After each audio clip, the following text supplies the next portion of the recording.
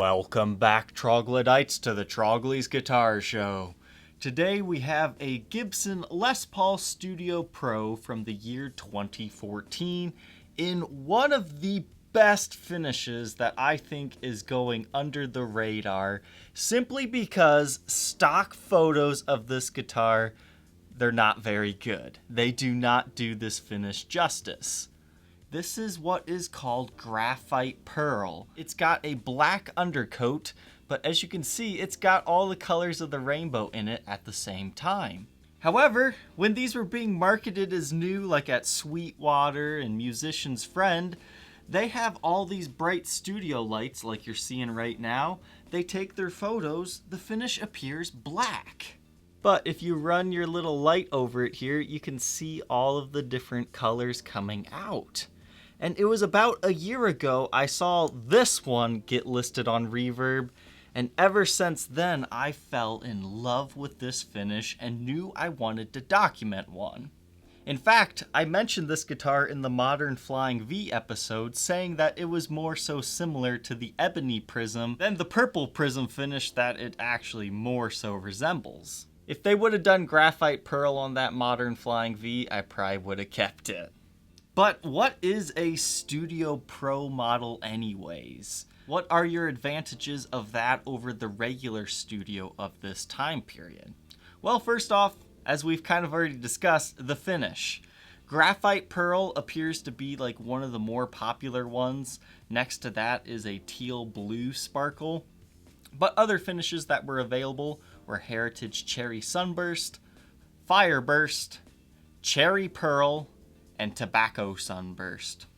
These were all high gloss finishes. A lot of the finishes were candied or semi-wet metallic and sparkly. Or if it was a more traditional finish, they would come with a AA flamed maple top. Whereas a regular Studio from this time period, it was not a high gloss finish. I'm not sure if it was completely matted out. Unfortunately, new Gibson updated their website and destroyed every single old Gibson post that they used to have. So all those specs for all those guitars currently lost forever, except for with deep internet searches. But the next thing is the pickups that were in here. A normal Studio of the day came with the 490R and 490T. Those are very classic rocky pickups. They're great. And they had coil split knobs. This one comes with a 57 Classic in the neck and a Burstbucker Lead Pro in the bridge. These are supposed to be better pickups, but I think it really just comes down to personal preference. And these ones can also coil split using the push-pull pots. Both the regular Studio and this one had modern weight relief, but this one came with a case from the factory, whereas the 2014 Studios just came with a gig bag. And the other thing is these guys have a compound radius, whereas a regular Studio just has a normal radius. So besides different fretboard radiuses, fancy finishes, and different pickups, and getting a case, the Studio Pro really isn't that different from the regular Studio. And at first glance, you might be confused what the differences might be. So let's go ahead, throw this one on the workbench, and take a closer look at its parts and get some more detailed specs. Alright, inside the Studio, you can see you have two Gibson patent applied for pickups. Again, that's the 57 Classic in the neck and the Burstbucker Lead Pro in the bridge. So don't get confused, yes, this is a Burstbucker. Here's what our pickup cavities look like. I mean, there's nothing too special going on here. It's just your standard Gibson routes. I don't see any markings inside of them because they were likely covered over by this thick paint. The bridge on these is just your standard Nashville style. They have these two manufacturing marks as well as the PW. And the bridge, same thing going on here, advanced plating incorporated, and it is a full weight tailpiece. Somebody has put new knobs on this one. These are referred to as the top hat reflectors. Originally they had these tall speed knobs with the grippers. They are included with the sale. Honestly, I think it looks best with these. The whole reflective top really matches the vibe of this guitar. It also appears when somebody installed these, they didn't realize that they said what it was. So your tone knobs are where your volume knobs should be and vice versa. But your true volume positions have push-pulls. Pickguard for this one, it might have been added after the factory. And what had happened when somebody drilled it, the finish kind of chipped a little bit and bubbled where they did that. You can see that on both sides. So what I did, just in case you want this to be a pickguard off guitar, I took my genuine Gibson lacquer touch-up pen in ebony and I touched those areas up. That way it's not so much of an eyesore seeing the plain maple underneath. So now that you know about it, do you see it? No, not really. The only thing else you need to know about this is there is a ding right here that I want to be very open and forthcoming about. I did not touch that one up. That doesn't mean somebody else didn't, but it might just be the black undercoat showing right there. But you do have a maple top with a mahogany back, paired with a rosewood fretboard with the 120th anniversary inlay. Every single 2014 guitar, almost every single, got that inlay, so no, it's not special. Only fret wear I see is like from the 1st to maybe the 5th fret, but it's mainly on the 2nd one right here. You've just got a little bit of a small flat spot, you know, here or there starting to show up, but perfectly good for playing. Face of the headstock, you can see your truss rod is in perfectly functioning shape. You have your Gibson Les Paul model silkscreen, and unfortunately a Gibson silkscreen. I think for the Studio Pro, they should have upped those guys to a mother of pearl logo. I think a nice touch would have been Studio Pro on the truss rod as well. With the back control plates now open, you can see these ones utilize the Gibson PCB system, which I could have already told you just by looking at the leads of the pickups.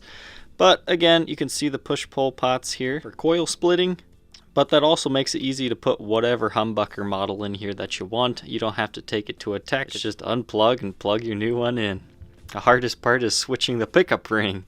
And here is the toggle switch cavity there. And here you can see the rainbow in the finish, as well as on the neck. And finally, the tuners are Grovers. They're not the locking type or anything, just your standard Grovers. And you have this style of Gibson serial number with the leading 14, meaning made in 2014. This example weighs 8 pounds 12 ounces, has a 24 3/4 inch scale length, and a nut width of 1.7 inches, with neck width at 2.09 inches at the 12th fret. And lastly, neck depth at 1st fret is 0.88 inches and 0.9 inches at the 12th. Pickup reading wise, in full humbucker mode, your bridge will read about 8.04 k ohms, and your neck position reads 7.75. Now, for whatever reason, when I coil split them, it doesn't change the readings, but the coil split feature does work. Now that we've learned about this guitar, let's go ahead and hear how it sounds.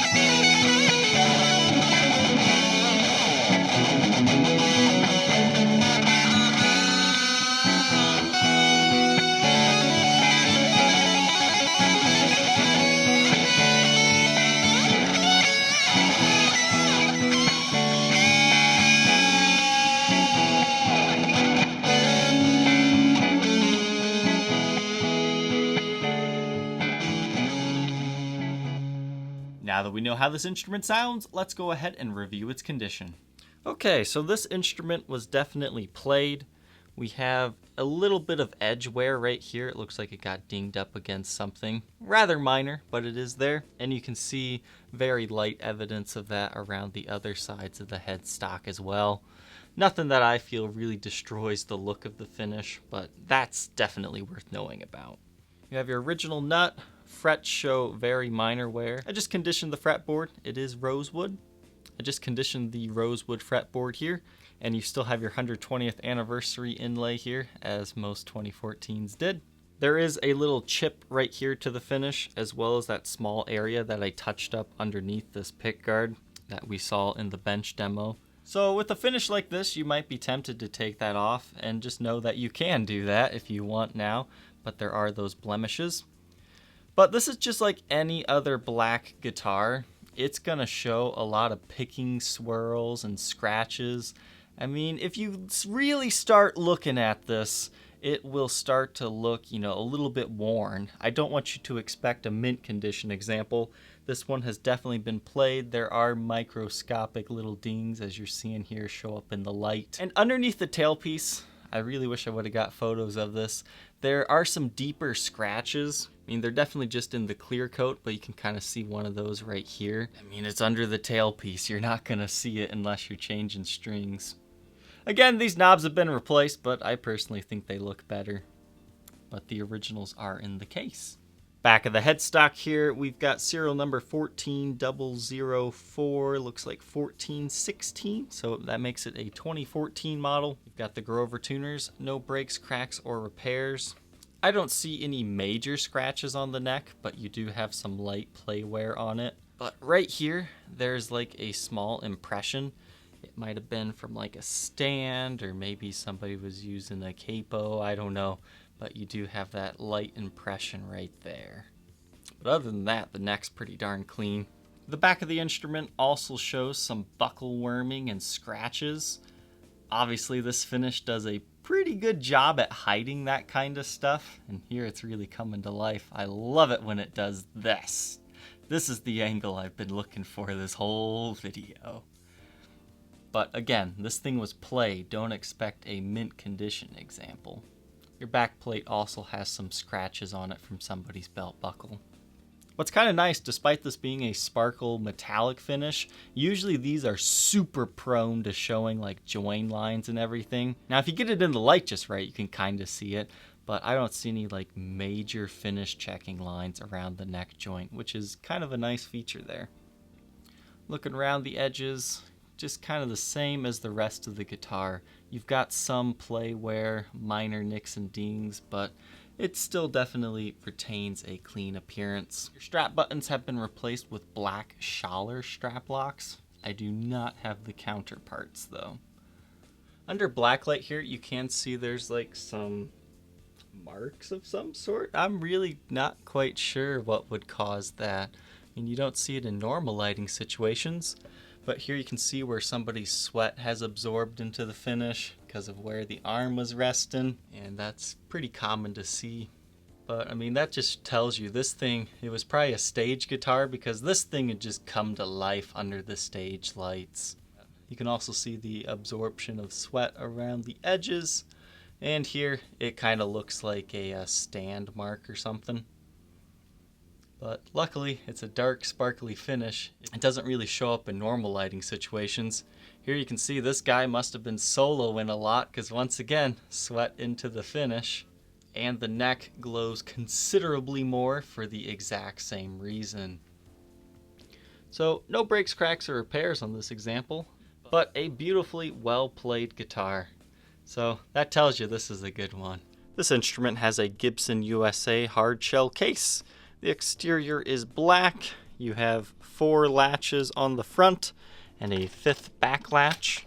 Handle still functions. Unfortunately, this is one of those hard handles. It's not very nice and padded, but hey, it's a case. The interior is a nice white color, and despite this clearly being a gigged guitar, there's no smoke or funky odors to this one, so no worries about that. I don't even see any like major staining to the case except for some of the glue areas, like right here. But unfortunately, that's just how they come from Gibson sometimes. Inside your compartment here, you can see you have a Gibson gold warranty pamphlet and the original tall speed knobs if you would wish to put those back on. This was not filled out, so it's just case candy, but not necessarily pertaining to this guitar. If you think you might be interested in being the next owner of this Graphite Pearl Studio Pro, feel free to check out that link in the description that will take you to the Reverb for Sale ad. Thank you, Troglodytes, for watching. Don't forget to like, comment, and subscribe, and we will see you tomorrow on the next episode. Take care.